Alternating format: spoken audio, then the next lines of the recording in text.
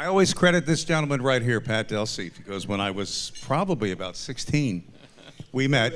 Yes, and I was working in Hamilton at the time, WNJH. We met, and thanks to Pat, he gave me the Philadelphia market of WCAM a long time ago. And I did the all-night show for many years. And I still tell him I have dreams of 2 or 3 in the morning, waking up, oh my God, I'm late for the show. And then I realized that's 45 years ago. And he turned out to be one of the greatest broadcasters in the Philadelphia area for many, many years. Let's have a nice hand for our MC, Bob Charger. The Charge. Yeah, we used to have WCAM Camden, da-da-da-da-da, Charge. Well, today, you know, it's a great time because, first of all, it's springtime. And when we have springtime, it puts people in a good mood. It really does.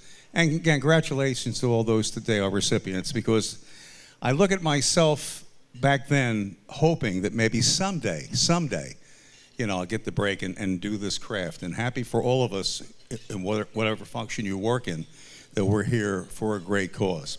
Today it's known as the Spring Mixed Bag. And it's a big special that Jerry came up with. Before we begin the show, I wanted to mention it really wasn't that long ago. In fact, it was December when I was doing the Santa Claus thing over there. We had Danny the Juniors up there. And you may have heard that Joe Terranova passed away a couple of days ago. So we want to remember Joe of all the great memories. And also, I understand through Jerry that KYW is running the voice tracks of the interview that we did 3 years ago. I remember it was Pat Delsey, and we had, who else? I have got some notes here. Brad Seekoff, and Jerry, and Steve Sachs, and it was also someone else here, I think. I can't think of the name. But anyway, we went over to B101, and we filmed Danny and the Juniors. It was real nice. So that interview is now being aired on KYW, and please go to our website on YouTube, and you can see the nice interview we did a couple of years ago with Danny and the Juniors. Speaking about the young people and dreams, a gentleman from our area, and we've known him for many, many years, especially when it came down to working the Jersey Shore area, Atlantic City, Ocean City, Wildwood, Cape May. Got his start with a gentleman that I knew many years ago named Howard Greenberg at WMGM TV, but I don't think it was called WMGM back then. It was WTOA. And I think it was in December of '83 while I was working at WIP, he said, Bob, I'm going to secure the call letters, WMGM. So that's been down there for years. This gentleman also worked at WROC Rochester, in Hartford, WTIC. And he has been with us for many years when it comes to working the Jersey Shore. Speaking of Atlantic City, Ocean City, Cape May, and recently, elected into our Hall of Fame. Let's put our hands together today for Ted Greenberg, NBC 10, New Jersey reporter. Ted, come on up and say hi and hello. I saw you last November, and I was so proud of you when you got the award. Thank you, Bob. I appreciate it very much. Hi, everyone. It's wonderful to be here with all of you this afternoon, and I want to thank the broadcast pioneers, especially Jerry Wilkinson, for inviting me to be here today. I'd also like to congratulate all the scholarship winners with a special nod to those from Stockton University in South Jersey. You know, a lot has changed since I first stepped into Channel 10 as a wide-eyed 17-year-old high school intern in 1991. Of course, the station then was at 10 Monument Road in Bala Cynwyd. I was in awe. I got to shadow legendary reporters including Terry Ruggles, Orion Reed, and Sheila Allen Stevens. Back then, news was gathered on Betacam SP videotape. We put stories together using tape-to-tape editing machines, and live shots often required a team of 3, a reporter, a photographer, and a sound technician using a microwave van. Today, as we know, many systems are streamlined, they are automated or computerized. The studio cameras are robotic and remotely controlled. Fewer people are needed to put on live newscasts every day. Cameras record on digital cards. We can shoot on GoPro cameras, even phones, and we edit the stories on laptop computers. Live shots can be done through cell phones if needed, or backpack units that use cell technology. The second news department for which I interned was WMGM in South Jersey, an NBC affiliate owned by the late Howard Green. Jane Stark was the general manager. The difference between Channel 10 and TV 40 was huge, literally. But interning and later becoming employed at a small market station brought many more opportunities to basically do everything, and I mean everything.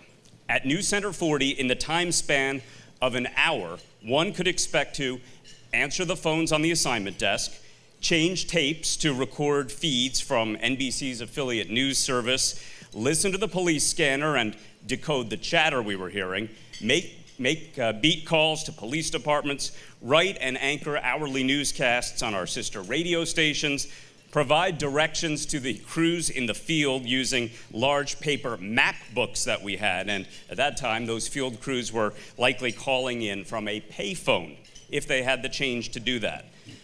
And don't forget about collecting the faxes and also running next door to the main building to get the snail mail. Again, that was all within an hour. Needless to say, working at TV 40 provided lots of valuable hands-on experience. I got to shoot, edit, run studio cameras, tape together the scripts that would be fed through the teleprompter, the scripts written on typewriters at that time. We didn't have computers, even operate the audio board for our newscasts. Some of those things I kept doing after becoming a reporter. We were all part of the team and pitched in to get the news on the air every night, even if that meant deviating from our normal job descriptions. Things, though, didn't always go as planned, and that's often when we learn the most, especially what not to do again. One example I'll never forget happened during a blizzard. Some viewers haven't forgotten either because they still mention it to me well over 20 years later. Despite very heavy snow coming down and whipping winds, I thought it would be a good idea to read the school closings for the next morning from outside. We didn't have live trucks at TV 40, so a chance to be live outside the studio or outside the newsroom was a big opportunity, even if it was just live outside of our building on Route 9 in Linwood. The only problem with that situation, a long list of school closings on paper really doesn't hold up well in heavy snow and very gusty winds. So pretty much immediately after I started reading the list, the papers started disintegrating in my hands. And the other hand was holding a microphone. So I was really trying to juggle a lot at that point in the middle of this storm. So needless to say, the live shot ended prematurely, and I definitely did not get through the whole list of closings. And as you can probably guess, I never suggested doing that again. Working at TV 40 really taught me a lot about what a privilege it is for viewers to allow us into their homes, both on screen and personally sharing their stories. Often those interviews are following heartbreaking circumstances. We can never take that trust for granted, and it's a responsibility that cannot be taken lightly. I also learned a lot about being self-reliant, especially when it came to producing and writing newscasts, which I anchored as well. But there was also a tremendous amount of teamwork involved. Some of my colleagues at WMGM and other stations in Rochester, New York, and Hartford, Connecticut would later become my coworkers at NBC 10. It's really a small industry, and you never know when your fiercest competitor is going to end up being on your team. That team really becomes a lot like a family. Speaking of family, I'm very blessed to have mine. My wife, Toby, is here with us today. Thank you. And some personal milestones for us will forever be linked with covering the news. Often they came with a ton of anxiety attached. One of those instances was an assignment just a couple days before our wedding. In the days following Hurricane Katrina, I had to fly to New Orleans with a New Jersey military convoy for a one-day trip to cover the aftermath. Although our stress was nothing compared to what people along the Gulf Coast were enduring, I can tell you that Toby was very worried that I would not be back in time for the rehearsal dinner and the wedding. Luckily, though, all worked out. Another unforgettable assignment was Hurricane Sandy. The superstorm struck just days before our second child was due to arrive. This time, the story really hit home. Toby, our then 4-year-old daughter, and my in-laws all had to evacuate to Philadelphia from Margate ahead of the storm, while I stayed behind to keep covering it.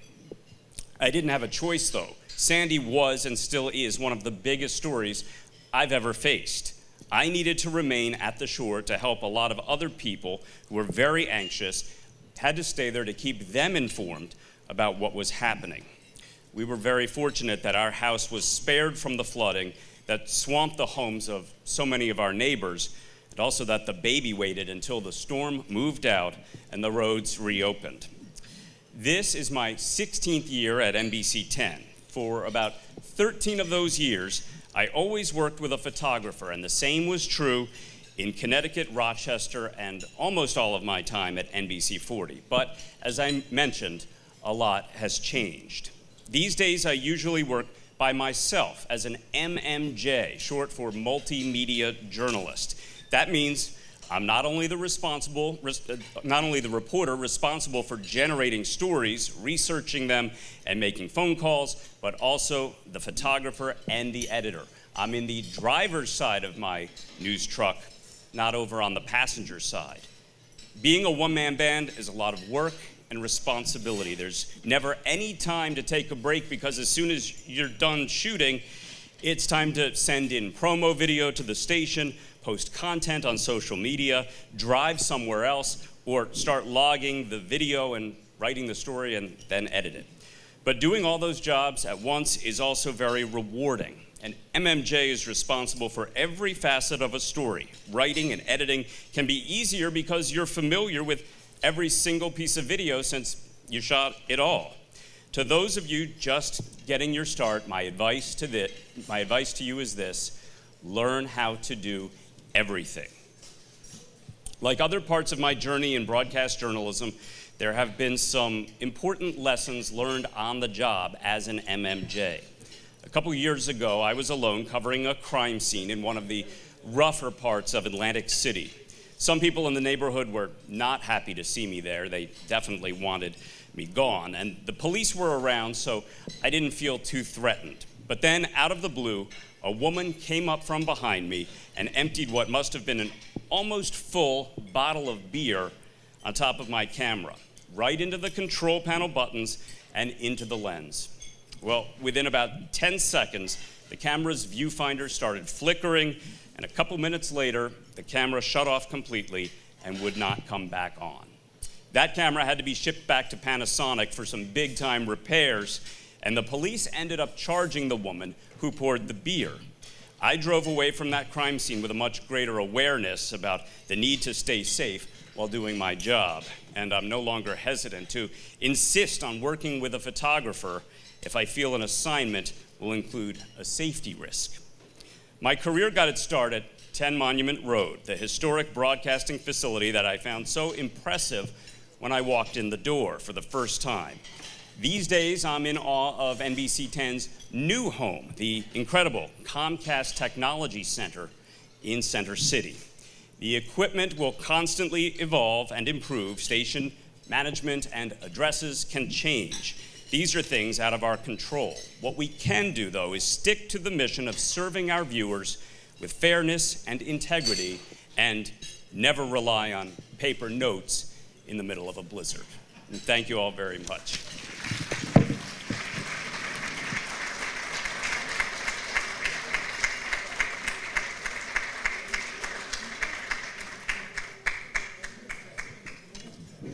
How true, Ted Greenberg. And for those who are here today, scholarship winners, he's absolutely right.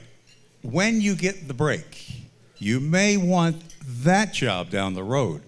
But if A, B, or C is offered, take it, especially in the world of radio broadcasting. You do news overnight. You do the weather. You go out and report, whatever it takes. So, Ted, thanks very much for those nice words today. And, of course, last November, inducted into our Hall of Fame. We count on this next gentleman for many, many things.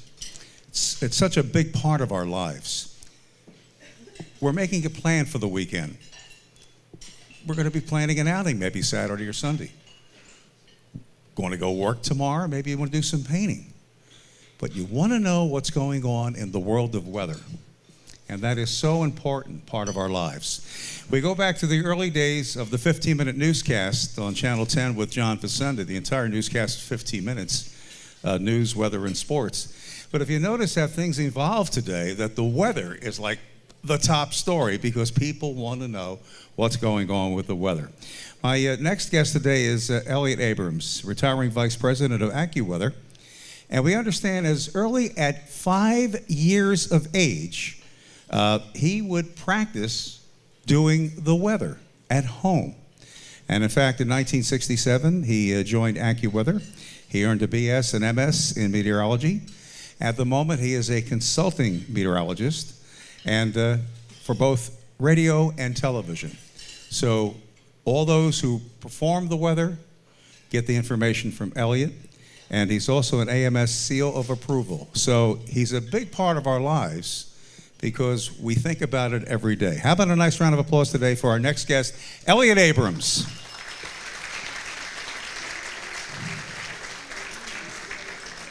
And so nice to meet you.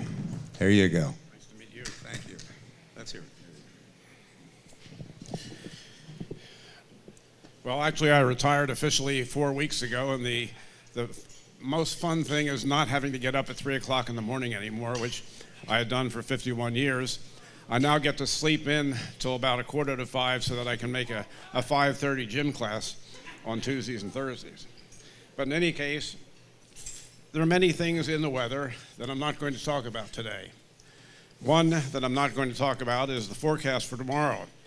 Herb Clark, incidentally, was asked once why the weather was so popular. And of course, everyone tries to give the right atmosphere, but in his case, he said, we're the only part of the news that guarantees tomorrow. Everyone wants to be here tomorrow, and the weather is for tomorrow. Most of the other news has already happened or is speculation about the future, but here somebody's actually talking about tomorrow, and that's the point that Herb made.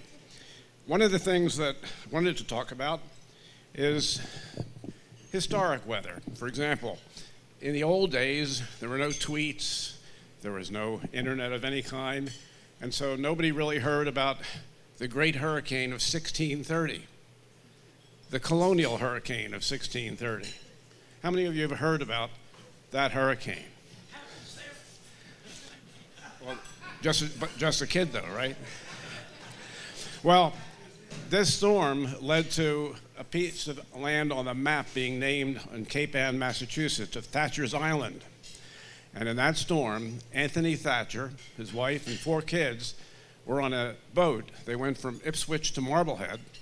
And Ipswich and Marblehead are 2 places in eastern New England that I was fortunate about because I could not pronounce most of the names around Boston. But in any case, they were on this boat. A hurricane came along, and it broke the boat up. The boat sank against a little speck of an island. And Thatcher was the first person to come up ashore on this island, and he waited in the storm-tossed seas, or watched and waited. It was totally dark. And his wife then was able to free herself from the wreckage. And there they sat all night, hoping to see their kids again. Never happened. Now, you're just hearing about this now, and it's an extremely sad story.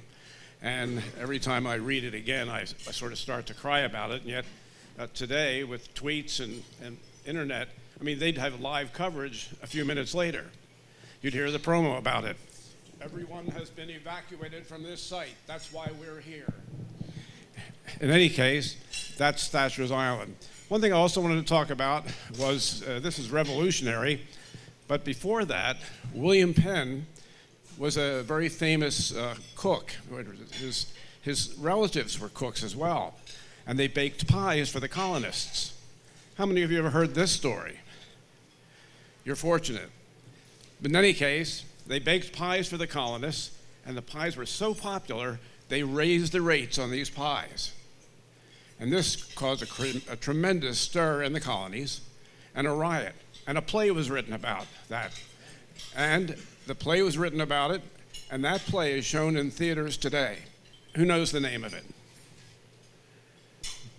It's Pirates of Penzance. Speaking of puns, by the way, they're coming up with a new theatrical performance about puns. It's going to be a play on words. And then we get to the Revolutionary War, and there's a famous house near Princeton, New Jersey, called the Clark House. And very strange things happened there, but one was that the casualties, the people injured on both the British side and the American side, the rebels, were treated for their wounds at the same place. You wouldn't have that in a war today. When the British evacuated from Boston in 1775, never to return during the Revolution, and of course I'm not talking about the same British that where Paul Revere said the British are coming, because in modern times the British are leaving, but they're having a very tough time with their Brexit. But in any case, at the Clark House, they treated both kinds of casualties. But the Battle of Princeton was one that a friend of mine and I did a study about, and it turned out that George Washington used his knowledge of the weather to help win that battle. Now, how could he do this? He was a Virginia farmer, and so he was able to see the signals of the weather. If it was clear in the wintertime and it was about 35 degrees and had a thermometer, and there was a strong northwest wind, he would know it was going to freeze that night. So on the night before the Battle of Princeton, he and the soldiers were backed up against a small creek in western New Jersey, and Cornwallis, the general for the British, was about to attack and take over, could have captured them. What was he going to do? He decided he was going to freeze that night. He gets his generals together, and he decided, let's build bonfires to make it look like we're camping for the night. Cornwallis is going to leave us alone. It's muddy out here. He'd just as soon capture us in the morning, and we can at least decoy him until tomorrow morning. So they built these huge bonfires, and that night, as soon as it froze, they covered the wagon wheels in cloth so they couldn't be heard that easily, and they moved out in the middle of the night, circled around the British, and took Princeton in the morning. There was some dispute about why it took so long to get to Princeton. Some historians said, why would it take till 7 or 8 in the morning if they left at midnight? And doing further research, we found that one of George Washington's soldiers, a Sergeant Rodney, I'm not sure if the street in the Mount Airy section of Philadelphia is named after him, but this Rodney put in his journal that the moon having arisen, we moved out at 2 a.m. This would explain why it seemed to take so long, because they left 2 hours later than Washington had claimed. Adding light to that story, we did a study and found that the moon did not come up that night until 1:30. Operations in military were not usually done at night, not usually done at winter because there was nothing to feed the horses, but it certainly wouldn't have been done until the moon came up, and so that wasn't until 1:30. So the soldiers did not leave at midnight. So the next morning, Washington was able to capture Princeton, and the rest is history on that. He could have actually ended the revolution if his soldiers had been fresh and it had stayed frozen. But the soldiers were not fresh anymore after this big march the night before, and the ground was not remaining frozen and beginning to thaw. And so instead of hurrying toward New Brunswick, where all the money was kept for the British, if they had stolen that, there would have been no funding for the British for quite some time. He moved to his winter headquarters in Morristown, New Jersey, and that's the end of that story. Now, unfortunately, with all these kinds of things, there were some side tragedies. And one person who was killed in the battle was Hugh Mercer. Mercer County, New Jersey is named for that general. And at another thing, there was a woman sitting at her husband's funeral. And a man next to her said, "Ma'am, would you mind if I said a word?" And she said, "No, of course not." And he stood up and he said, "Plethora. Plethora." He said, "Oh, thank you. That means a lot." And it would also mean a lot if I sat down now, because I don't have a plethora more to talk about.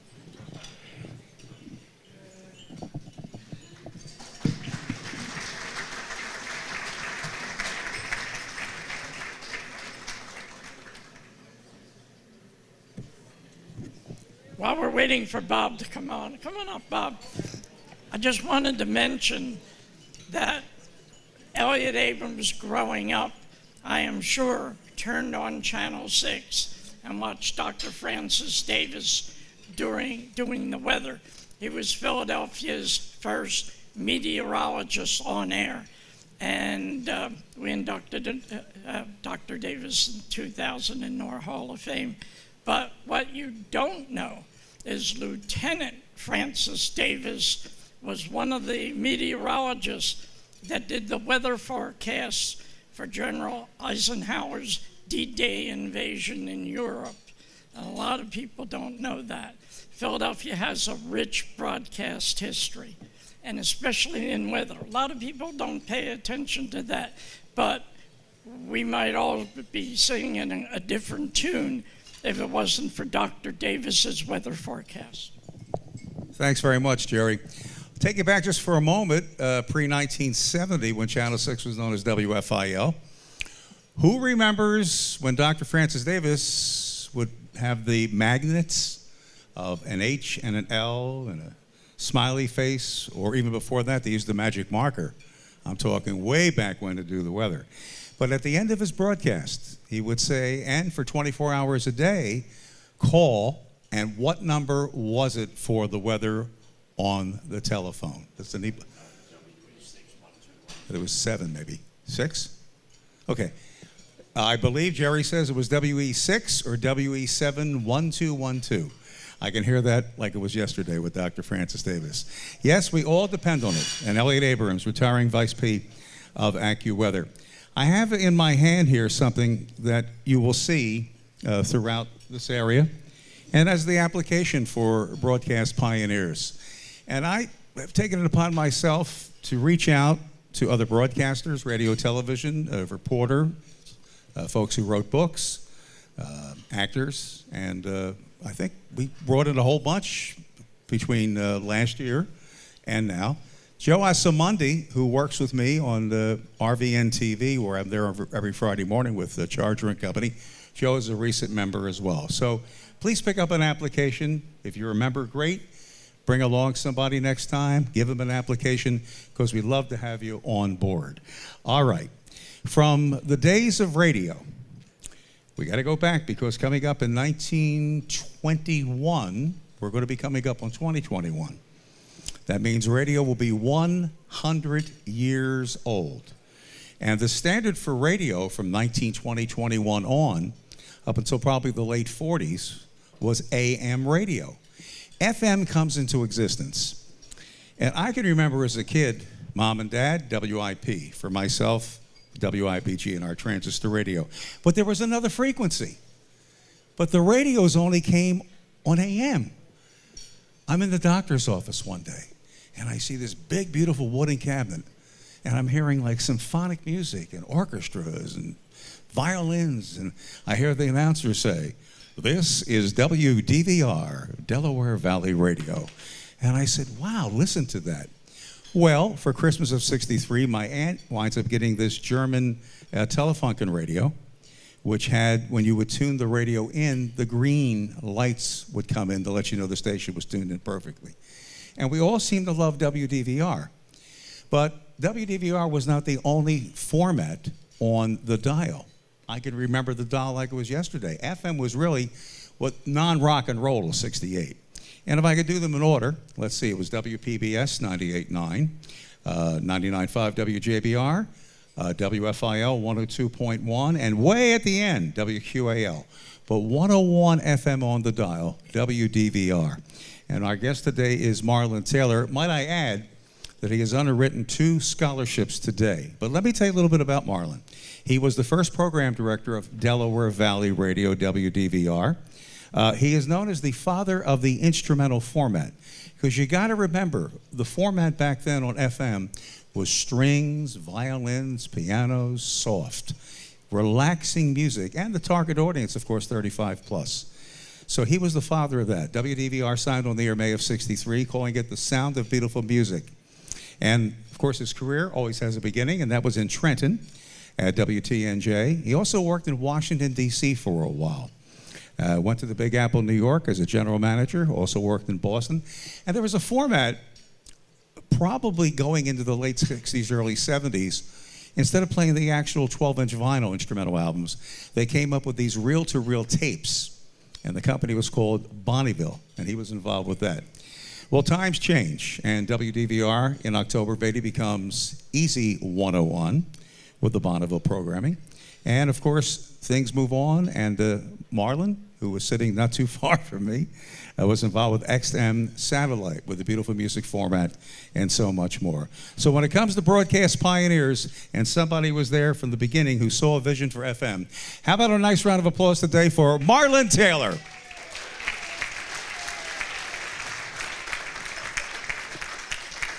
If it wasn't for the doctor's office, I never would have discovered the FM radio. No, in fact, Pat Delsey told me in 1968 that they wind up making good combos with AM and FM. Yeah. Prior to that, it was strictly AM or FM. Marlon Taylor. Okay. Thank you all. Thank you all. I don't know if I can top too many of Elliot Abrams' stories, but I really didn't come to do that. I came to speak mainly to the young people in the room. The scholarship winners, and there are several others who came along to support them from the various schools. Welcome. Let's see a hands of all the young people, the college students in the room. Good. Thank you. Thank you. You raised your hand. I know, Jerry. You're an eternal learner. Thank you. One of my favorite Broadway shows is one you may have never heard of as young people. It goes back to your grandparents' day, of which I'm one of them. Rodgers and Hammerstein's South Pacific. In it, there's a crusty Polynesian lady named Bloody Mary. If you know anything about the show, you may remember. Well, she sings a song called Happy Talk, the chorus of which offers what I would call a wonderful formula for living one's life. It goes, happy talk, keep talking happy talk. Talk about things you like to do. You gotta have a dream. If you don't have a dream, how you gonna have a dream come true? And that's really the challenge I want to lay on you folks, young folks today, and focus on. As for me personally, by the time I turned 10 or shortly thereafter, my number one dream was being involved in the sending, the creative, the transmitting side of radio, not just sitting in front of a receiver listening, which though became my radio education as far as it went, because unlike you folks, I did not go to college to learn about radio or anything in life. But radio brought me the education that I needed to go ahead. Exactly how and when that role, I really didn't know how I'd get there. But my heart wanted to create programming, musical or otherwise, that would bring joy and knowledge to people's lives, and in some worthwhile way, make their lives a little more enjoyable. If I don't stick with my script, I get totally lost. I'm an old Pennsylvania Dutchman, and I'm used to being behind the scenes and not on the microphone. Thank you. What I did get, some beneficial radio experience engineering a remote broadcast, was mentioned at WTNJ in Trenton, doing a DJ show at Thule Air Force Base up in Greenland. And then I had the opportunity to join a brand new little FM station in Washington, D.C., where it was my job to create the entire broadcast schedule's music. Classical, jazz, Broadway, comedy, anything that the owners wanted to program, it was my job to make it happen. And then I finally had the opportunity for real when I was hired as the first employee of a new FM station that hadn't yet begun broadcasting in a city called Philadelphia. It was then that I realized that what I was called to do, what I was gifted to do, was having a sensitivity as to what was the right thing to put on the air, the right musical selections, the right written word, whatever it be. That was the particular calling that I had, rather than being an on-air star or whatever role you might play. Or I spoke earlier about, what did he call it, MMJ, multimedia journalism? Wow, that sounds wild to me, frankly. I chose to call myself a professional listener because I listened and chose things based on what I felt in my heart that the listeners wanted to hear. But that's enough about me for the moment anyway. Now, what about you young folks? What is your dream? What do you want to do, and how are you going to get there? What is your goal? Do you have one? What would you most like to be doing by the time you're 25 or maybe 30? What will you settle for? Your second option or career choice? Or are you willing and committed to giving your all and staying the course for achieving what your heart desires at the moment? Could you be satisfied if you never achieved your number one heart's desire? Thinking about what to offer you today, I asked myself, what did you, Marlon, do in your job to get ahead? What would you focus on if you were in the job market today? To get your mind focused, let me give you a few basics. First of all, it's gaining a foot in the door, as you probably already know, at a place that's got some connection with fulfilling your dream, or gaining some experience or knowledge that'll be beneficial in doing that. Then, whatever the position be, keep in mind that you are there to learn. Be a sponge. Plus, make yourself an asset and be ready for action. Be ready to ask, what can I do to help? Even if it's outside of the area that you were placed in or assigned to when working there. Listen, observe, ask questions to gain knowledge whenever possible. The more you become needed, the better off you will be. Think broadly, be bright, be positive, and smile. Keep your eyes and ears open, both within the company or place that you're working at the moment, or in the industry as a whole. Read the trade publications if you don't already do that, especially the ones serving the area of your particular interest.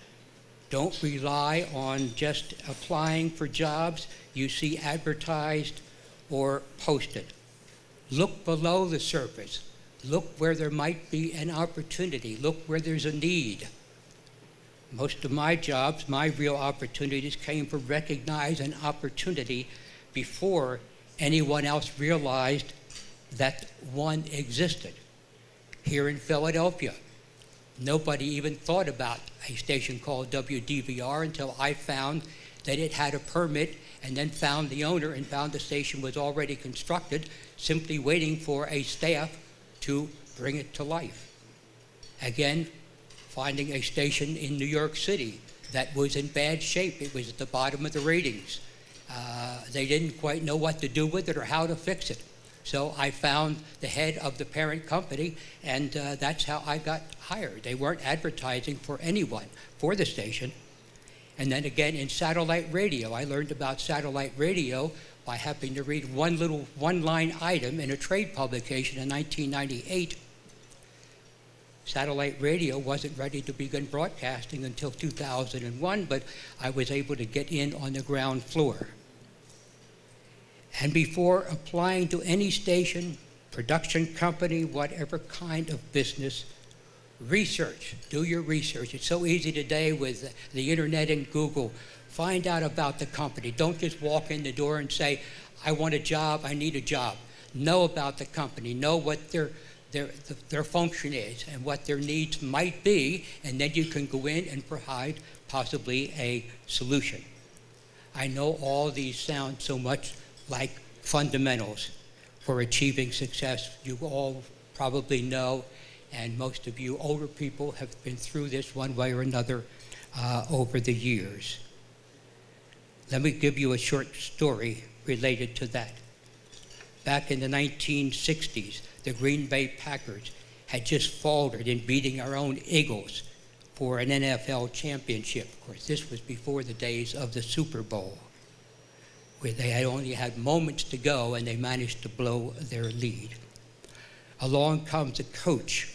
His name was Vince Lombardi, who is a name that's legendary in professional football coaching annals. When training camp rolled around the next year, and Vince Lombardi was the coach, the players were ready, to go for a tune-up so they could start off the next year and practice and get ready. But Coach Vince had a different item. However, reading now from a quote that's in a book that was written about him, it says, he took nothing for granted. He began a tradition of starting from scratch, assuming that the players were blank slates who carried over no knowledge from the year before. He began with the most basic statement, gentlemen, holding up his right hand and with a pigskin, this is a football.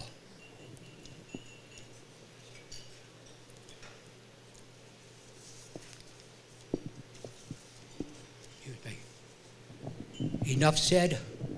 No matter what you're doing, your responsibility, never lose sight of the basics and attention to detail. So many opportunities, so many successes are lost because somebody failed to pay attention to all of the details. As time goes by and you succeed and hopefully arrive at a managerial or leadership type of position, keep in mind that if you have a whole group of people working under you, they may not all work the same hours that you work. Make sure that if they're under your responsibility, that you see them from time to time. And if you have to show up at their location at midnight or 5 a.m. I recently read a newspaper article about a lady named Lisa, who is CEO of a $3 billion, that's billion as in B, business in the educational field. You may well have, excuse me, I lost my place. In the half-page article in the Washington Post, two things jumped out at me. The first, in the second paragraph, Lisa Wardell dared to take risks. Most people from diverse backgrounds and meet people from various backgrounds, and put herself into uncomfortable situations. She learned from that discomfort. The final paragraph related to her in an experience joining her boss for a presentation to a group of 14 bankers. When it came time to present, her boss turned and said, "Lisa, you're on." Here was a woman suddenly, unexpectedly, making a 90-minute presentation to these bankers. A woman making the presentation where all of the bankers were males. Afterwards, she turned to her boss, who happened to be Robert Johnson, co-founder of Black Entertainment Television, and said, "How could you put me in such a spot?" Her reply, and you may need to ponder this, because I want you to understand that until you believe that you belong in the room, you don't belong in the room. Let me repeat that one time, because I want you to understand that until you believe you belong in the room, you don't belong in the room. No matter what, you've got to learn to believe in yourself and have confidence in your ability to conquer whatever the challenge may be. Be prepared. So if an unexpected situation occurs, you can take the lead and be the problem solver. Joaquin Bowman, who was a longtime member of this organization and spent 25 years as head of public relations for SEPTA, a few years ago called me courageous for being willing to take a risk, all by leaving a secure position and moving to another city to take on a new challenge, which I did based on the confidence that I was up to the task. That particular situation that Joaquin referenced did not prove to be an astute move for me, but without having done so, I doubt that I would have reached the position and success that I did in the years following. Joaquin, who died a couple of years ago at much too young of an age, was a college student, one of our very first board operators when we put WDBR 101 on the air in the early 60s. We fortunately re-met when my wife and I moved back to Bucks County in the 1990s. And Joaquin, and I discovered that Joaquin lived there. One more quick thought I've learned from experience and benefited from a time or two. Along your journey, there's bound to be one or more occasions when you are given negative feedback related to something you've created or not created, or your job performance. Don't, under any circumstances, get defensive and give a negative reply. Grit your teeth and say thank you. Don't ignore that comment.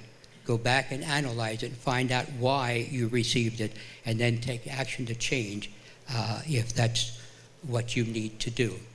And it's time for me to wrap things up. Jerry Wilkinson hadn't started waving his arms at me yet, but anyway, I want to leave you with a story that I heard just recently that I think is very apropos to today. A young person approached an older gentleman who had been head of a fairly large bank for many years and asked the question, "What's the secret to making good decisions?" The reply simply was, "Experience." Next, the young person asked, "So what's the key to gaining the experience that will help you to make good decisions?" And some of you may know where the answer is coming from. The old executive simply answered, "Bad decisions." Two quick notes. If you'd like to read more about radio's history over the years and how I played a role in some of the things that I did, I invite you to visit my website, marlontaylor.com. Right now, there you'll find the first 2 chapters of a 5-chapter story related to New York City's WNEW-AM from back in the middle of the last century. That station started from nowhere and was led to success by a young lady who had no radio experience, no radio training whatsoever, but she, by using her common sense and intuitiveness, led it to be one of New York City's greatest radio stations. And scholarship winners, wherever you are, and even if I'll include some of you other students who are here as well, if you'd like to have a copy of my memoir, which I released last year, stop at the table over here on your way out, and I'll be happy to provide you with a copy. And if any of the rest of you would like to have a copy of the book, I brought some extras. You can have it at a cash and carry donation price of just $10. And I say donation because if you step up and buy a book, that $10 is not going to go to me, it's going to go to the Broadcast Pioneers of Philadelphia to help in its work to Thank you. Maintain the history, the great history of this great industry that we're all a part of. Thank you all for listening. Thank you to the board of directors for inviting me to come today. And I want to say thank you to this man, Jerry Wilkinson, who we all owe so much to for making this organization what it is today. Thank you, Jerry. Thank you. We just wanted to clarify on his book for the students. The students get the books for free, correct? Right. Yeah. Okay, so, you know, it's an interesting read. You really would. Okay. Bob, up to you, buddy. Thank you. Marlon Taylor, everybody. Let's hear it. Marlon Taylor. And if I may, for a moment, just address those who, with the scholarships today, and those perhaps under 30. You got to remember 1950s and 60s, if you read about it, that the FM dial was classical and soft piano, and there was no rock until 1968. So as I mentioned, you couldn't afford an FM radio because FM was like $50. And it was a big console like this. And I first heard FM in the early 60s. I think it was before WDVR signed on, WJBR in Wellington. And I heard this music, and I said, what is this, FM? And it was completely different. But you got to imagine when FM was strictly instrumental. But Marlon knew, in order to succeed, you got to beat the competition. And he did, with music research, blending, popular tunes of the day. Imagine today your current hit songs, but in instrumental. And that was his vision, Marlon Taylor. Well, I guess it was the bicentennial of 76. We had the big celebration here. And as it was then, it is now still number one. Larry King was the anchor man at the time. And I believe Jim O'Brien and Joe Pellegrino were part of the Action News team. And I saw a new member. I said, who's this guy? And he came on the scene. We recently awarded him as Person of the Year last November. He was inducted into our Hall of Fame in 2004. He is the Action News reporter. This is the booklet here, Person of the Year, Vernon Odom. If you'd like to glance through this, if you haven't seen it, we'll have it here for you. He has covered presidential campaigns. He began in Atlanta as a reporter. He was also a talk show host. We just recently celebrated the 40th anniversary of 3 Mile Island. And Vernon was there on the scene, knowing the dangers of what would be in the air. But as a diligent reporter for Action News, you do the job. And here it is 40 years later. Also, we had the MOVE confrontation when Frank Rizzo was the mayor here in Philadelphia. He covered that. More recently, in modern times, the O.J. Simpson trial. And as I mentioned, he was inducted into the Pioneer Hall of Fame in 2004. And also Person of the Year. We just had a chance to press the flesh last November. And as I said, get a chance to look over this book if you can. How about a nice warm welcome for a man who's been on TV for over 40 years and part of the legendary Action News, Vernon Odom.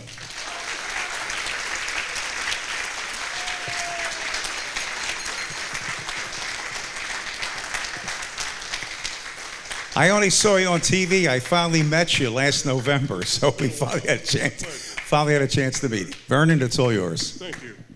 Thank you.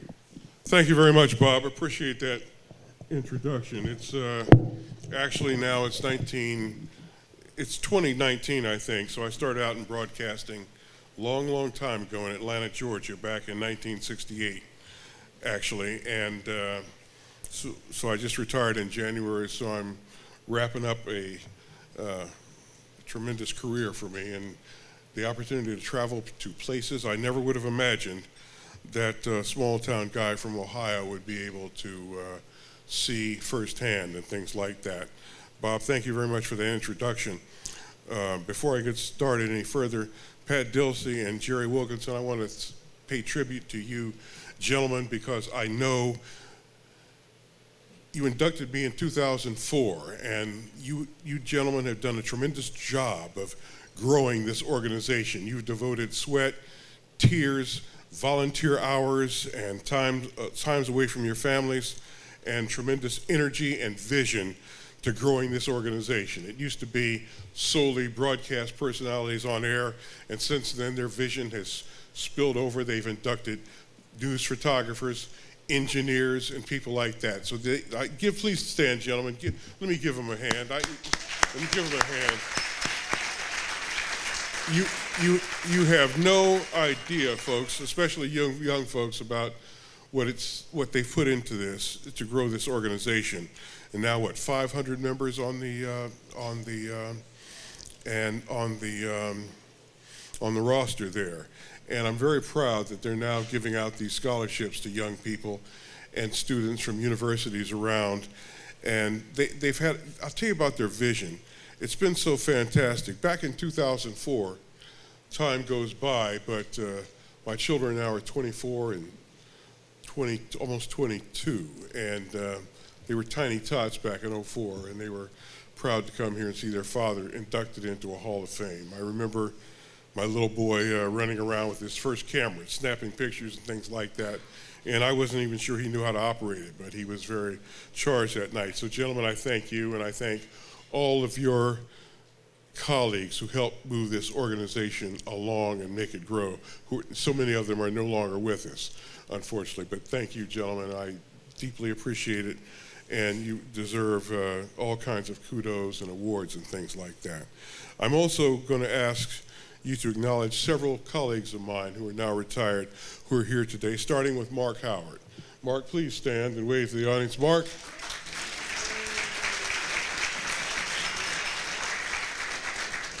Mark is the son of a Jewish immigrant to the United States who managed to survive the Holocaust, and Mark learned many lessons from his father. And Mark and I discussed many of them, and I learned a great deal from Mark. His legendary career as a newsman goes back to the late 50s, I believe. And Mark covered everything from President Kennedy through Joe Namath's years and things like that, and he has a tremendous encyclopedic knowledge of things that have gone on. And he was always the consummate newsman, and he worked in New York for a long time. And he gave me the immortal statement that when I was still covering news around Philadelphia, he said, "Remember something, Vernon, we're sergeants. We can go anywhere and park anywhere to go cover the story." And I used to use that when I used to try to expense the parking tickets we got around town. So it wasn't always true, but it was a great attitude and a great spirit to take with you as you tried to get to the story first and cover it well. Nora Mushanik and Kathy Gandolfo, please stand up.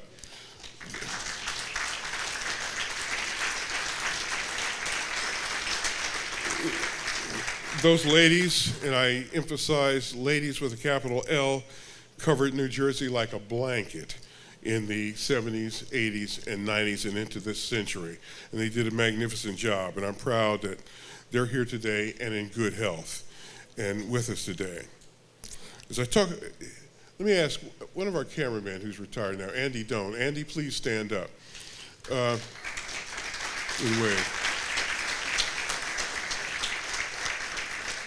Mark Howard grew up in York, PA, but he's still a Pennsylvanian. But these three people are all natives of the Delaware Valley area, and Andy Doan in Camden, New Jersey. Andy was with me the first time I ever got actually shot at covering a story. We were down in Chester, PA, and they missed, fortunately.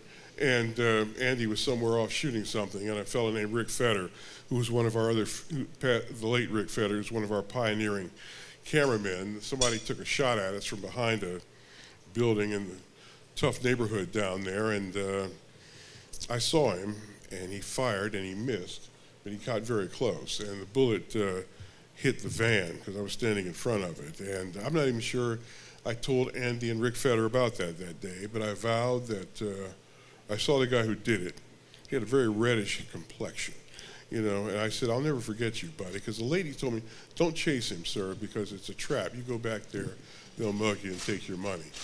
I remember that guy, and I remember his complexion. I know he passed away about 3 years ago, still in prison for murder and things like that. But I had vowed I was going to catch up with him one day for almost killing me about that, and then he and I would settle the score.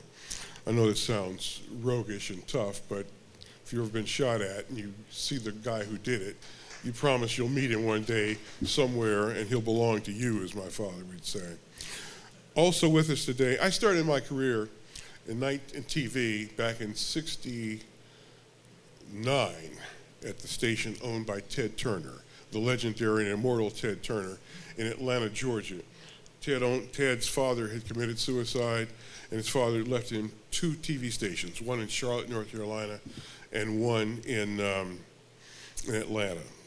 UHF stations, they used to call them back then. Ted was a character then, and he became an immortal character to the world the whole time. And he never settled down much. He was that wild when I first worked for him, and he not in good health now. But when I first came to Channel 6, they hired me out of a station out of Atlanta, Georgia, where I worked the ABC station there. And this was in 1970. I had graduated from Morehouse College, and I'd gone to graduate school at Columbia University in New York City. I was fortunate enough to do that and win a scholarship to go there, like many of you young people today. And I hope you listen to Marlon Taylor very closely, because he was giving you good advice on how to get your start in broadcasting in some particular areas. Hopefully a lot of you will go into news and news coverage like I did, but his advice was superb and right on. But when I came, I was hired basically from Atlanta because I had been a political reporter in Atlanta, covering the political careers of everybody from Lester Maddox, the last segregationist governor they had there, to Maynard Jackson, the first black mayor of Atlanta, Andrew Young, civil rights champion from that era, Julian Bond, anti-war demonstrator person who became a civil rights legend as well. But they hired me because I had had the opportunity for several years to cover one James Earl Carter, who started out as a state senator in Georgia. He was from a place called Plains, and the station, I was very new. I was a cub reporter at the station, very new, and this was long before the things we take for granted today, live video and live coverage at all kinds of political locations. And Jimmy Carter was so far down in Plains, Georgia. He was about number 5 in whatever primitive polling they did in the governor's race down there. Well, suddenly they sent me down there because they knew I'd never get on the air and he was going to get blown up and lose. And amazingly enough, Jimmy Carter won that night. And I'm not even sure the station I had where I worked even had a picture of him at that time. But that was very attractive to my eventual bosses here at Channel 6, that I had so much experience covering the guy who rose out of nowhere to become president of the United States. So you never know who you're meeting and who you're covering when you start out in your career, or who might be appearing on your talk show, or who you're going to interview with a tape recorder or with a camera. You should keep that in mind, and always remember when you're on the air, you never know who's watching out there, and you never know who's passing through town and who's looking at it. So you always want to be at your best. I'm very proud of the young people who got their awards today and got their scholarship awards. It is powerful and meaningful, and it shows that you are good writers and have tremendous potential. So please appreciate every moment of that and what Mr. Taylor had to say. It was in 2004 that I was honored right in this very room by being inducted into the Broadcast Pioneers Hall of Fame. And as I said, my children were here very young. They're now grown up and flown the coop and doing things. My wife and I are quite proud of them. But it takes me back to a time, and it makes me think about an event that evening. I spoke and accepted the award. I talked about my mom and dad who had recently passed away, and the advantages and some of the mentors and things that I'd had coming along in this business and growing up as a young man. And after me spoke a woman named Marcia Rose, who was a very popular local broadcast personality.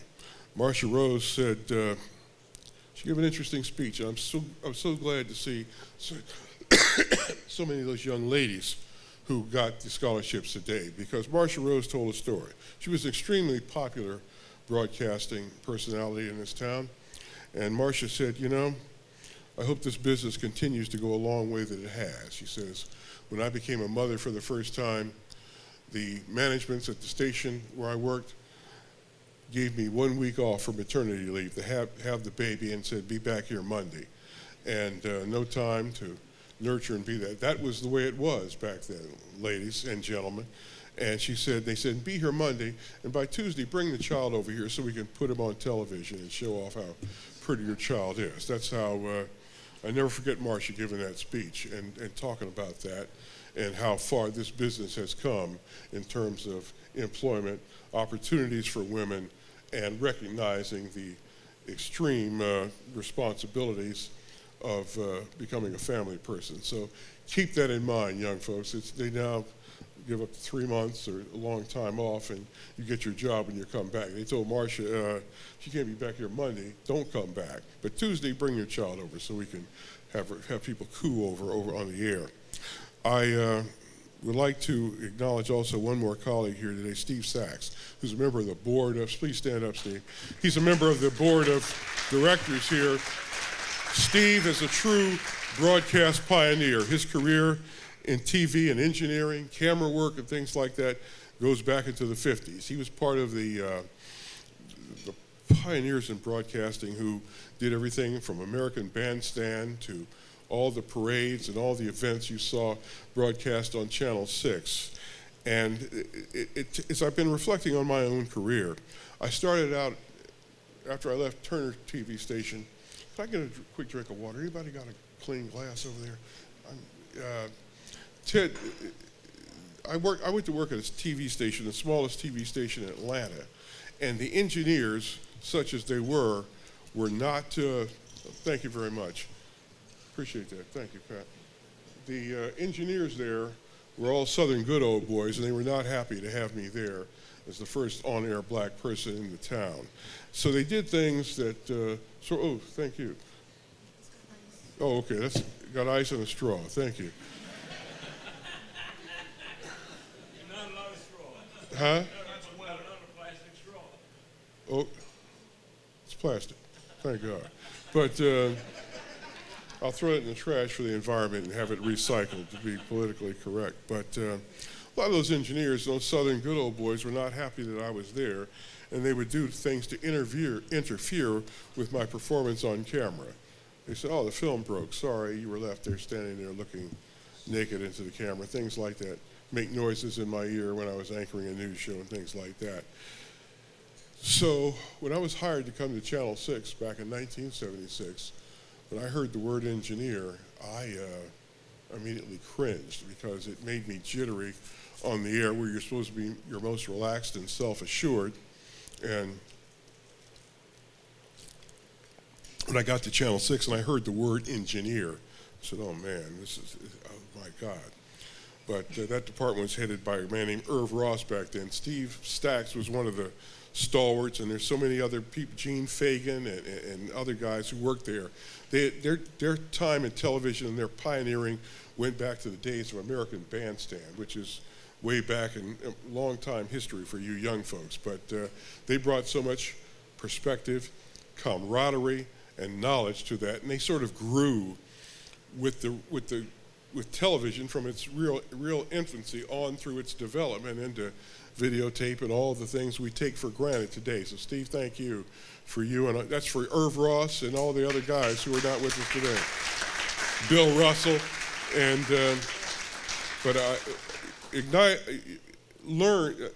my message is learn from those pioneers and from the older people who have that depth of experience, because believe me, they may extend the story or talk too much, but you will learn something about how this industry has evolved.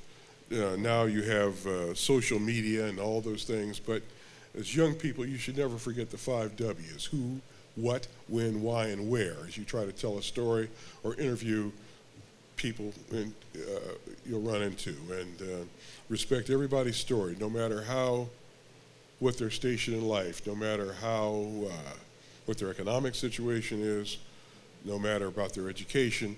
Remember that many people can tell their story much better than you can, even if they're not articulate and things like that. So that's what I would recommend that all of you remember today.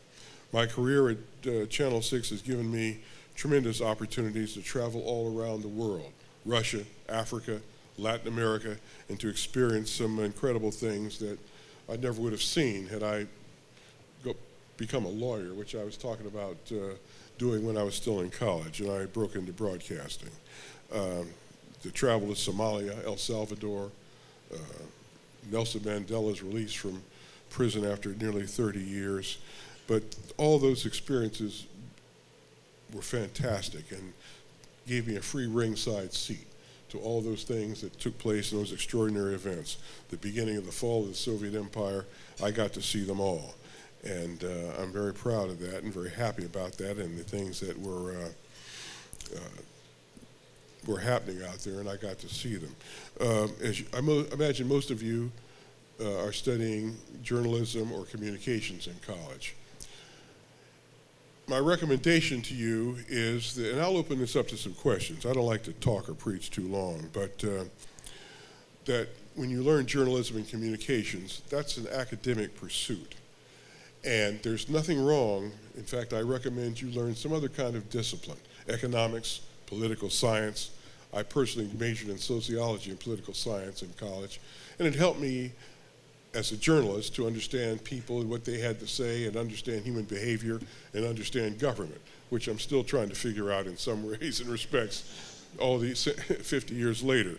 But those are the things I recommend to you and the things I want to emphasize to you in the time I have today. But the United States and our experience in growing up here, and as I tell many people, I said this at the Broadcast Pioneers, you'll hear a lot of yah-yah out there about Chicago being the center of the country and about Chicago, the city with big shoulders, being America's heartland.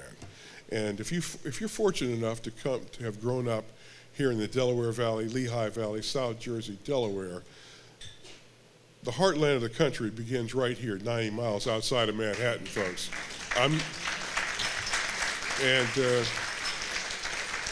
I am not running for mayor, so I'm not trying to get elected to anything, and I'm telling you the truth, it really does.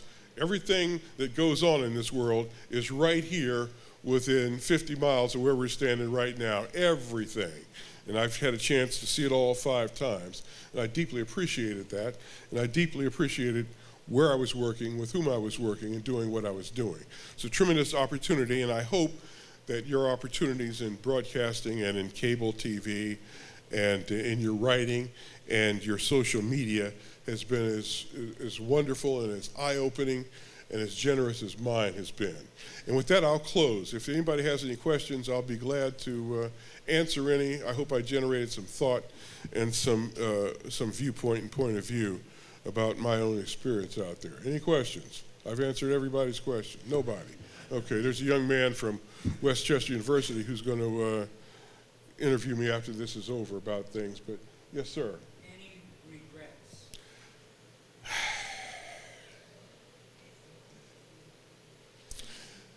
No, and I'll tell you, it was interesting. When I started out in Atlanta, I had hoped to one day become an overseas network correspondent, you know, in the Edward R. Murrow or Howard K. Smith or Walter Cronkite, you name all those icons from World War II era, and I'd hoped that when time would go by, I would be able to follow in their mode, be a well-dressed foreign correspondent in a trench coat operating around Europe or other disparate places in the world.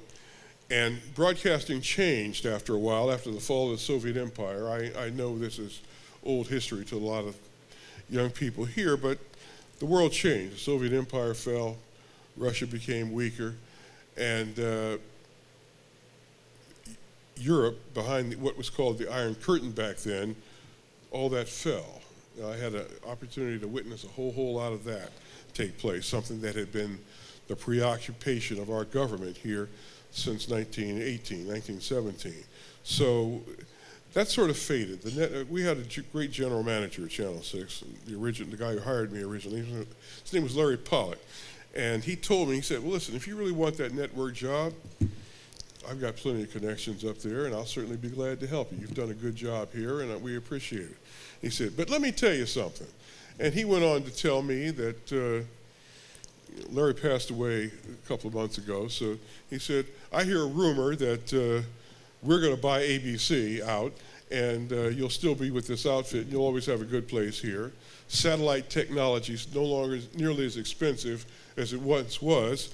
At the network, you'll get hired, but you'll be behind a whole lot of other people from all over the country trying to jockey for position and great assignments there. And frankly, with the reduced cost in broadcasting, here, this is about 1985, man. You'll have a chance to travel all over the world and have that first-hand seat, that first eye view seat to what's going on out there. So he said, that's my advice. Larry never told you exactly what to do, but he told you what was going on. So I really have no regrets. I came to Philadelphia. I didn't know a soul here. I had some cousins, but I'd never met them. And I didn't meet them until about 5 years after I got here. But Philadelphia's been very good to me, man. It gave me a wife and a wonderful family. Our children were born at 7th and Spruce, right down at Pennsylvania Hospital, the oldest hospital in the country and still one of the best. And they were born healthy and wise, great schools. So no, I don't have any regrets. I really don't. That's no regrets. I don't regret. No, I have no regrets about going to the network and turning down a job there and staying here. None. You're asking me questions I've been trying to go over in my mind the last 3 months since I retired, and I guess I've resolved that one now because I've been trying to find the answer to that. Thank you. Yes, sir. Is there a story that you were ever too emotionally invested in that made it very difficult to report that story? These are great questions. I was, as if, what they say about a musician, I was classically trained. You know, I went to Columbia University, and I had some renowned professors over there who taught me a lot about broadcasting and about the responsibilities and challenges to a journalist and to a newsman. And I always applied those elements to every story I've covered. And I went back to Atlanta and worked for many years before I finally got the break to come to Philadelphia. And I covered many stories. A lot of local news is always filled with crime and mayhem and things like that. And I covered a lot of, I didn't get married, incidentally, until my 1990, what year was it? 92 or 93, but don't tell my wife I said that, please. But we've been married nearly a quarter century, wonderful years. But before I got married, I was in my mid-40s before we got married. And before I met her, we got married. And I covered many, many stories, tragedy, things like that. And I'm still appalled all these years later by all the violence that goes on in the big city, now in small towns, mass killings, small murders. You read about them and see them every day. There was a story back in it was after our daughter was born. She was still an infant back then. There was a woman who was a drug addict, and she wound up starving one of her children in the basement for about 3 months, gradually starving her to death in a roach-filled, rat and mouse-filled pest basement. And I told a friend of mine, one of my colleagues, John Rollins, about that. I was covering her trial. She was obviously guilty. The question was she going to get the death penalty or what they were going to give her? And she didn't like this child because the father of the child had abandoned her. It was one of your classic urban tragedy stories. I told one of my colleagues, John Rollins, I said, you know, strange, man, this is affecting me. You know, he said, I'm sitting down there because they describe what happened to this child. I suddenly could see my own daughter's face on the top of that child. How could somebody starve an innocent person like that to death at such a young and helpless age? And I said, man, this has affected me. I used to cover these kind of things, you know, out of my back pocket. I go do my favorite Chinese restaurant, get some takeout, and go home and watch the ball game that night. I reported on it with compassion and understanding and feeling. I think my writing was good. But man, this was bothering me last night as I went to bed. Usually he said, that's because now as a father yourself, you've got skin in the game. You're no longer remote from it. You can no longer put it away when you go home at night. So that was really a breakthrough moment for me, and that was probably in the early 90s, and I had been a reporter for over 20 years then. And I was always able to put it away at night and go on about my business. But from that moment on, I remember a colleague of ours one day, they had another story of extreme child abuse, and she was one of our newsroom technicians. And she was walking around crying. I said, what are you crying about? And she said, the way that story they just did about how that child was abused and things like, it was on Oprah's show. I said, why are you worried about that? You've got 2 lovely children, a great husband. She said, one of these days you'll understand. And then finally I did understand. You have skin in the game, and you have to. So that's a story that affected me a great deal. It was a breakthrough moment. Been fortunate enough to see incredible things, man. Most of them still stick out to me. And great moments of triumph and things like that. But that one has always stuck out in my mind because for me, it was a landmark. It was a transition to becoming a grown, well-paid guy to becoming a father and a parent with responsibilities to others besides myself. So that's an excellent question. My wife says I talk too much. That's why I didn't invite her to come here today, because she'll start saying, don't get off on a tangent. But I like to give people deep, serious answers, and that's one. I hope I did. Anybody else? I talk too much. Sorry, was someone? Yes, sir. Yeah, I started out in radio in Atlanta. I was a disc jockey when I first started out in Atlanta, and I was on several local radio stations. And I did that for a while. I spun records and did the news. Back those small southern radio stations were something to behold, and they were pretty small town. But yeah, I disc jockeyed jazz shows, rock and roll shows, or rhythm and blues mostly. Then I got hired at the biggest radio station in Atlanta, WSB Radio in Atlanta. It was a 50,000 watt station, so my parents up in Ohio got to hear me on the radio when I was every morning. They could pick up the station. And then when Martin Luther King was assassinated, and I'm Vernon Odom Jr., and all the folks in Little Akron, Ohio heard me on the radio talking about the King assassination and things like that. And they were calling my parents' house. The phone lines were burning up over there. So we just heard, he called me by my nickname on the radio. So I was hooked after that. I was really something I wanted to do. Unfortunately, I was able to. But I was not a great disc jockey. But I was pretty good, actually. I had I'll leave that story out. But yes, I did. I did radio in Atlanta for a couple of years, and it was very rewarding because you learned to be a personality and you learned to be spontaneous, because back then you were spinning records, man. Your elbow would go over there and nick the record off the hook and things. Then you had the boss that was calling you, they'd been hearing at night. So what happened over there? I said, I'm sorry, I screwed up, man. But yeah, I did radio for a while, which was very good because you had to write and rewrite. I think there's a lady back there. Yeah, probably the final question. What's your nickname? That's an interesting question. Every time I bring that up, people ask me that, and it has nothing to do whatsoever with my adult life. Nothing. People ask me at the station where I used to work. They ask me what my nickname is all the time. Everybody wants to know, and it has nothing to do with me past the age of 18. And I don't.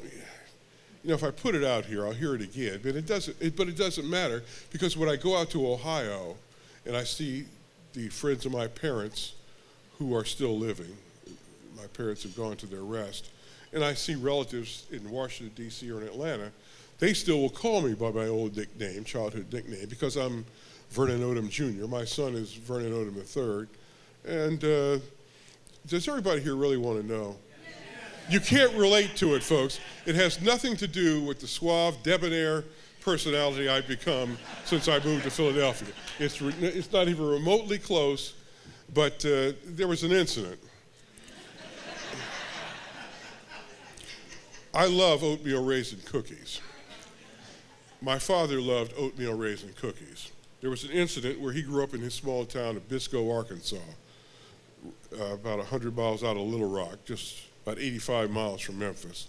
And my father liked oatmeal raisin cookies. And there was an incident where somebody cooked them up for a big, it might have been Christmas time, and my father, who was maybe 8 or 9, went in there and ate all of them. And it was, he had 7 brothers and sisters, so it was a big family.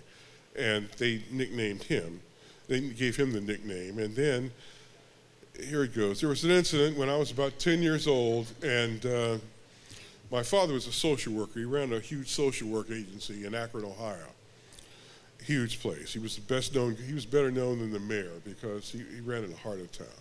Blacks went there, whites went there, Olympic-sized swimming pool, huge gymnasium, and all kinds of programs for young people.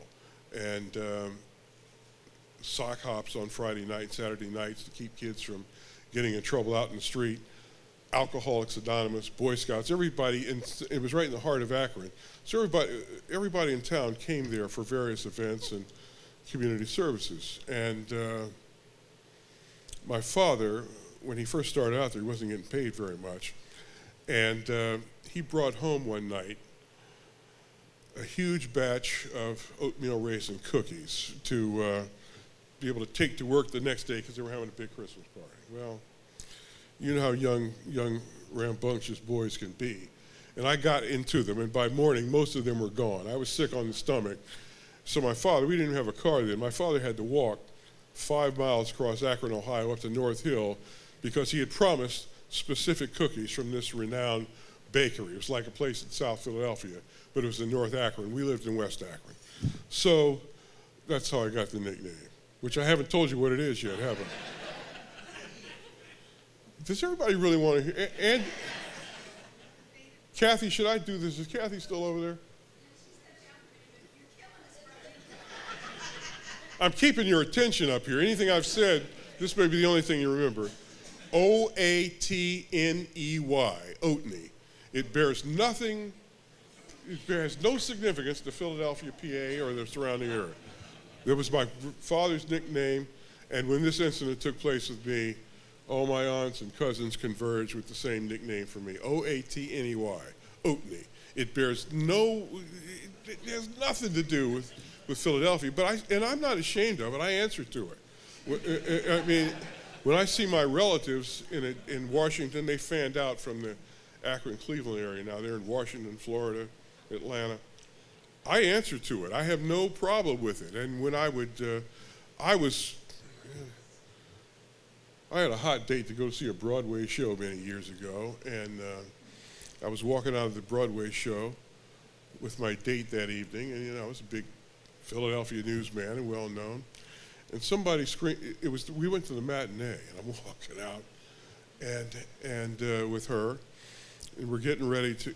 All of you've been to New York, you know how the limousine drivers travel around and they hire themselves out when their person they're driving that night is having dinner somewhere at some swearing place. They continue the hustle around there. So I walked out, and I was looking good. I was about to hop in.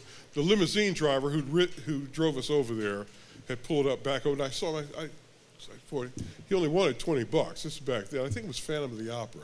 But I came out, and I walked out, and somebody yelled, "Oatney!" And it was a guy from Akron, Ohio, who I'd known. He was a friend of my parents. He grew up, and so it doesn't. I hope that satisfies you. That's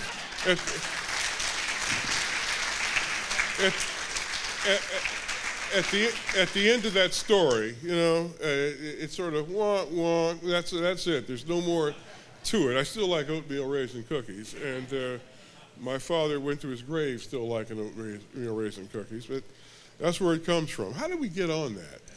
I don't even know how we got there. I remember when my mother passed away. I was out in Ohio, and I was over at a friend of ours' house printing up the the programs for the funeral at friends of my parents' house. And one of our colleagues, in fact, Andy Doan's sister-in-law, caught up with me out there and called and said, my sister told him where I was. He gave me the number. And a guy named Gene Scruggs, friend of my parents, picked up the phone. He said, Oatney, there's somebody on the line from Channel 6 for you in Philadelphia. And I went over, and it was Andy Doan's sister-in-law. Her name is Darla Robinson Jackson, we worked with for a long time. She didn't even hear it. She said she didn't even hear the nickname. He called it right out, and I answered to it. I'll answer to it now. Please don't any of you start calling me that. I can't. You're not a member of that club. You weren't you weren't. I'm through talking about it, but that's it. No, nothing to cover up. Am I finished? Did I do all right, Jerry? Any other questions? I'll be around. I'm going to be talking to a couple of students here in a few minutes, so I'll be around if you have any other questions. But don't bring me any oatmeal raisin cookies. I don't need them at this stage in life. But that's still my greatest temptation.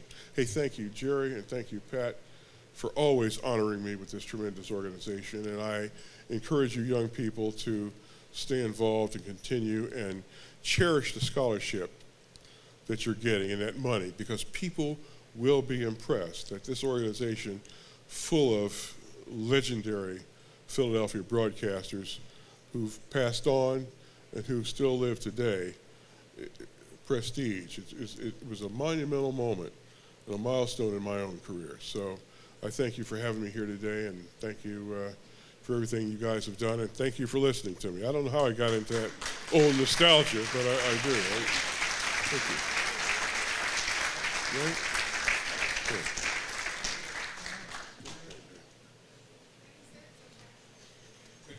T. Morgan, where are you? Yeah, T, come on up. T has put together our lunch for May. Our college students, you should go to our website, broadcastpioneers.com, scroll down and sign up for our student email list, because we do bring college students for free to our lunch. Not all the time, but you will get an email when this offer exists. T has put together a wonderful lunch for May, and T, why don't you tell us about it? Thank you, Jerry. What we're doing in May is we're doing a tribute to the station I'm currently working at. It's WMGK. They've been on the air since the mid-'70s, and we have people coming in from various time periods. So that people work there. Sue Serio will be here, along with Harvey, who used to do the morning show. Mike Bowe is on the air there as well. Andre Gardner, who's currently doing afternoons, who I think is the best DJ in Philadelphia at this point. They'll all be here sharing their experiences. So if you want to come back, we're more than happy to have you come back again. Again, more details on the website. And make your reservations ahead of time, because we need to know if you're coming, right? Right, okay. Thanks again for all of you. And congratulations to all those people.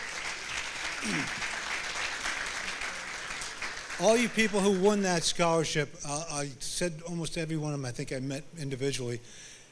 This is a much more important scholarship than you can possibly imagine. It's going to open up a lot of doors for you. Be proud of it. Cherish this moment, because it will never happen again. And especially those from LaSalle, my alma mater, and Cabrini College, where I worked for 31 years. So congratulations. Bye.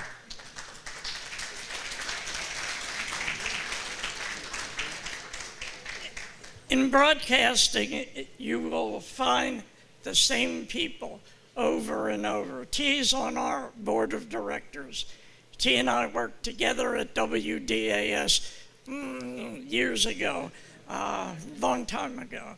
And you keep running into the same people. They switch stations, they go from here to there. But they are the best people in the world. They really are. Once in a while, there might be a bad apple in there, but by and large, broadcasters are just fabulous, fabulous people. Lee Richards back there applauding. She's one of the good ones. But thank you all for coming, and we hope we'll see you back with us in May. And thank you, Bob.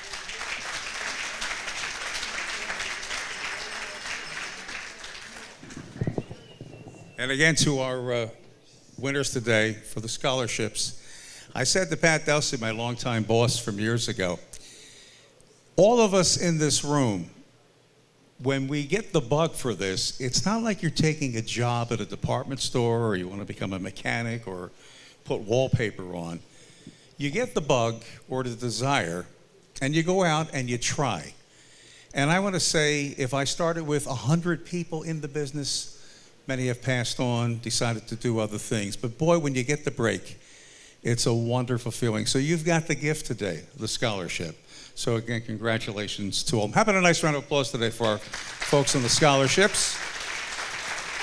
Jerry, thank you for inviting me today, and for our speakers. And again, we have them right over there, the applications for Broadcast Pioneers. You know somebody, a friend or a family member, and I've been going out recruiting as many as I can.